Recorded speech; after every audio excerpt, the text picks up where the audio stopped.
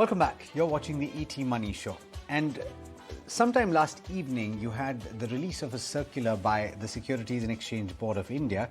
It is titled a circular on development of passive funds. And I must admit that quite a lot of it relates to the functioning of debt mutual funds, debt passive mutual funds, that is both ETFs and index funds. But there was one thing that I found very interesting, which was the possibility now of the emergence of passively managed equity-linked savings schemes. This is the most popular product in the equity mutual fund space, and certainly a lot of promise is associated with that. Now, we'll talk about everything that was included in that circular, both from the perspective of the AMC and most importantly, from your perspective. Joining me to talk about it is Niranjan Awasthy, who is the Head Products, Marketing and Digital Business at Edelweiss MF, as well as Mrin Agarwal, who is the Founder Director of Finsafe. Thank you so much to the both of you for joining in. Now, Niranjan, there was a very interesting conversation that you've already had on social media, and I thought that was quite enlightening. There was a Spaces that I was listening to yesterday. Very quickly, for the benefit of our viewers, let's talk about the key announcements in this circular and how they change the functioning of both debt mutual fund passive schemes as well as equity schemes. Sure. Thanks for having me. So broadly, it's a very good move by SEBI coming up with so many regulations and, a very, very clear framework for passive funds, whether it is equity ETF or index funds or debt ETF or index fund. Some of the key announcements which were made, one is big on the equity ETF side, which is, creating the entire ecosystem, which includes, pushing a lot of investors onto exchange from the AMC platform.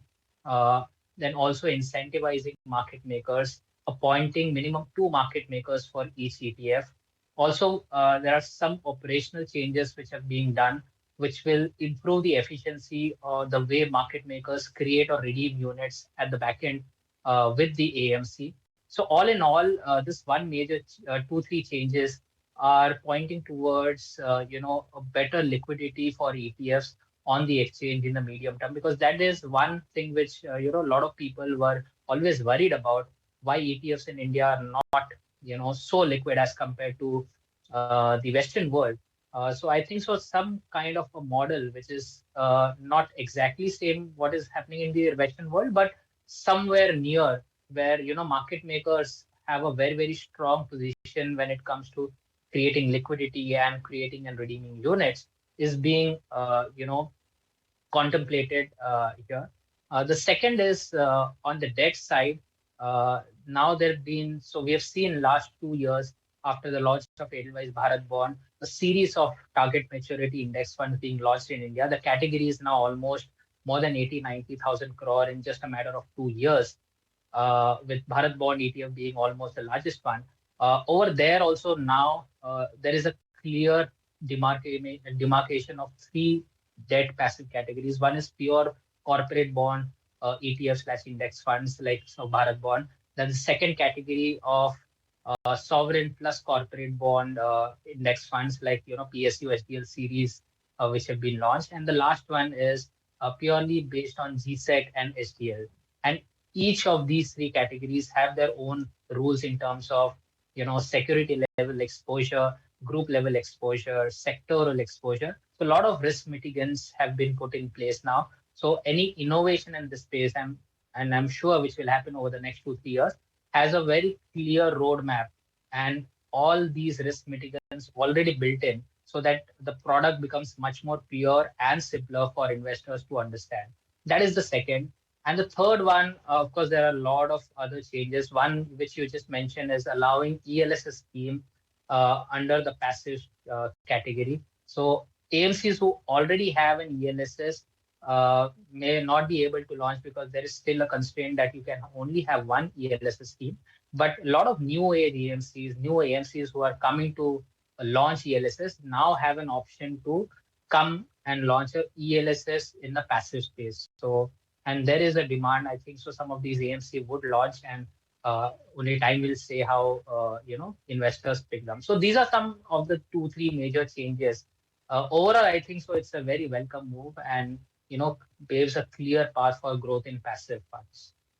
To each of these concepts, thanks for laying the roadmap for us and thanks for laying the context for us. Now, I want to focus on one aspect which you didn't mention, but I want to take this to Mrin first, just to explain what these two things are. One of the very key mentions in that circular has to do with tracking error and tracking difference.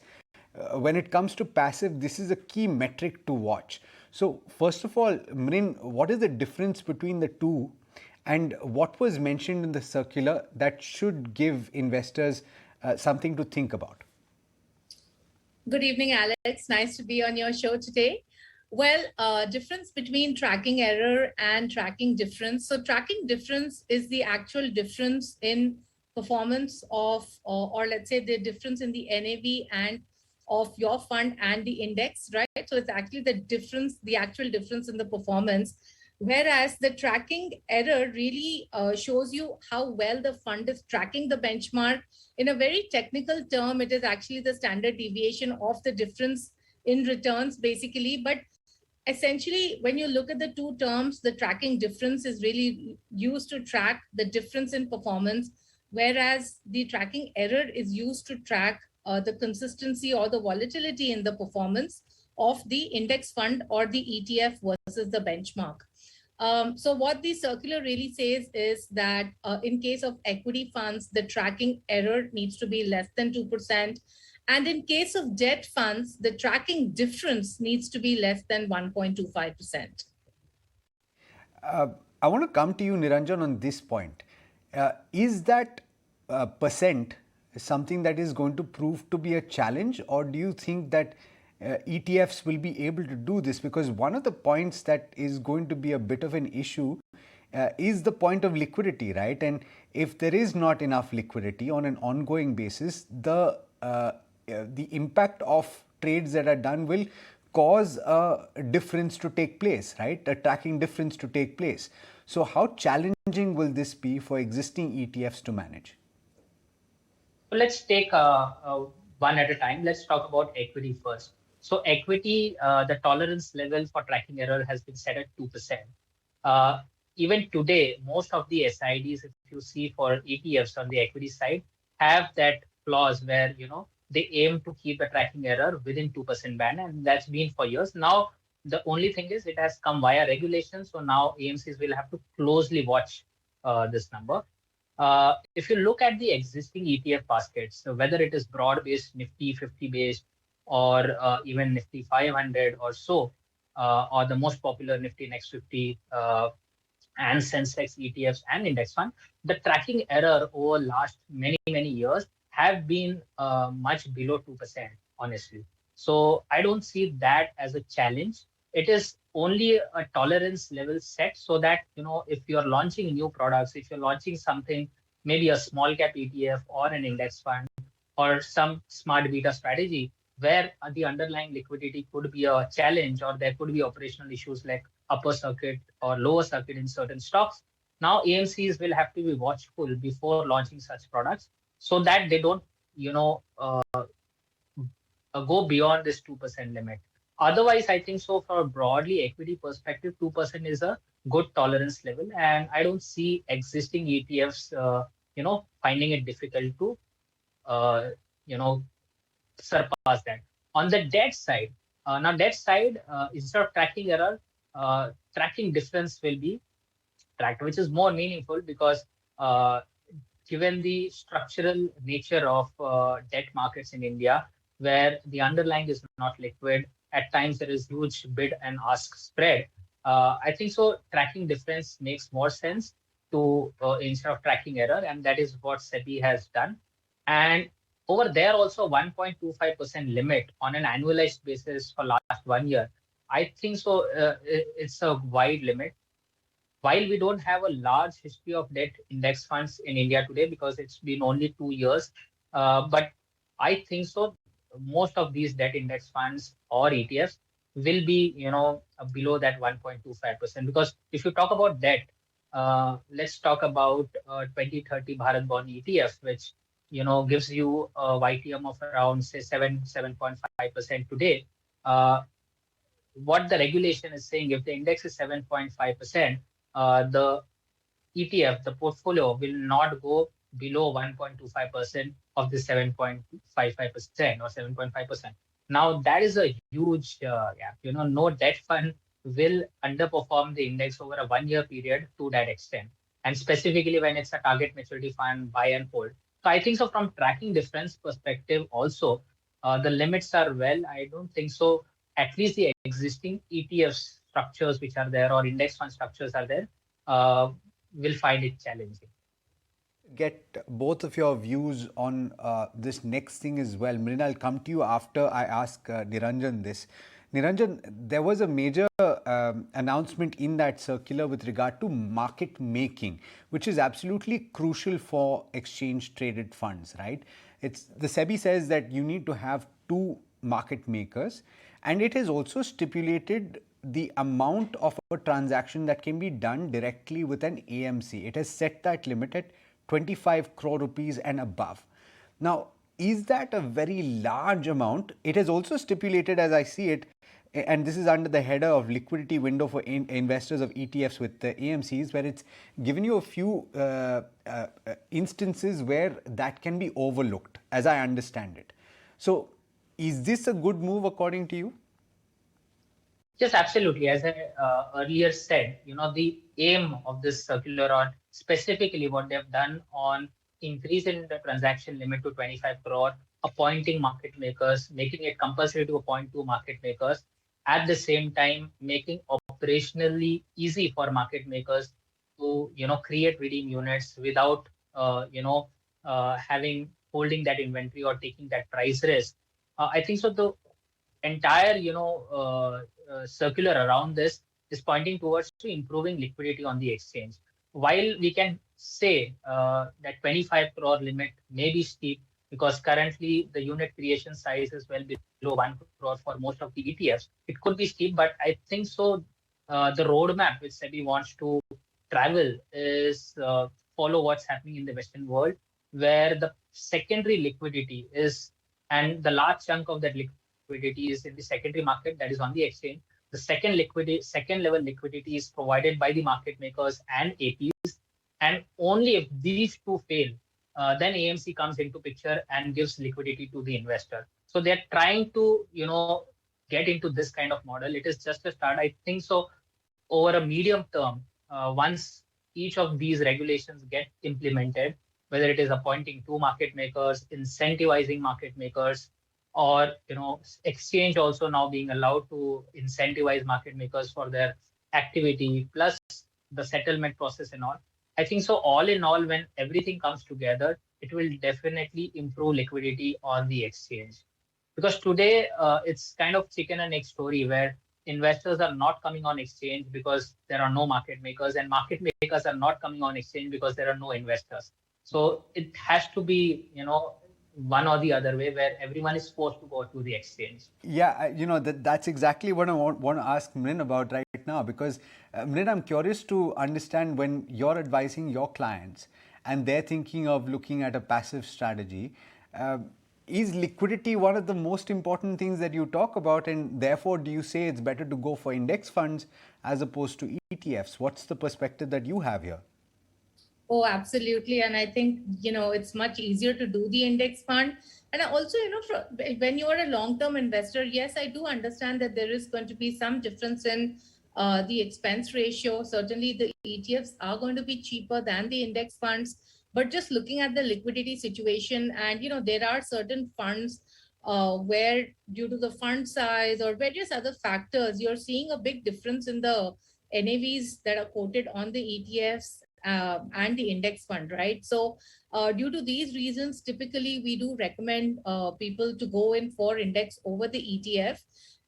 However, yes, I do think that all of these measures that are now being put into place hopefully will look at, increasing the liquidity levels and would get investors to come and trade on the exchange then. I want to take one more point on the debt side, Niranjan, and I want to understand the construction of the portfolio for these passive debt funds, there are, and you referred to this, there are regulations now that state the exposure to a sector, an exposure to a group, an exposure to a particular entity. Is that going to be a challenge for existing schemes to manage, or is that already something that is being done by AMCs? Yeah, a good point. So absolutely not a challenge for existing schemes, because if you look at the existing scheme basket, as I mentioned, out of 80,000, a large chunk, which is almost 60,000 crore, is the Bharat Bond, Edelweiss Bharat Bond ETF program, which is purely AAA PSU segment. Over there, if you ask me, there's no sectoral limit, there's no group limit, and the issuer limit is intact at 15%. So this regulation doesn't impact that portfolio at all, because the group exposure sectoral limit are not applied to AAA PSU segment, not applied to GSEC or HTS. It is applied to AAA corporate bond segment. So Bharat Bond set aside. The other part also, if you look at the funds which have been launched, mostly are PSU plus HTL. These are hybrid indices based on which the target maturity funds have been launched. Some 2-3 funds are purely based on GSEC. So today, if you ask me, there are hardly any ETFs or index fund which goes below AAA. And the limits are lower only below for credits below AAA, which is AA and single A. But at the same time, as I mentioned, it gives a clear path. So if someone wants to launch, someone wants to design, now there's clarity. There is already a risk mitigant in place, so that the exposure into these, AA or single A rated papers are already capped at certain level. But if you ask me, for existing fund, I don't think so anything changes. It already accommodates the existing ETFs. There could be small tweak here or there, but no major changes. Okay, I want to go to the point that I raised on the ELSS, because I think this is something that is going to interest a lot of people. Niranjan, I'll come to you shortly. But sure. Mrin, one of the sticking points and one of the lacunae that have been pointed out is the expense ratio. And clearly, this is something that is going to provide an opportunity for AMCs to cater to a very large audience through the passive route for ELSS. From a strategy point of view, and this is conjecture at this point because we don't know the kind of products that are going to be launched, 250 stocks is a wide basket to choose from, and so therefore the index is also, it'll be interesting what they choose.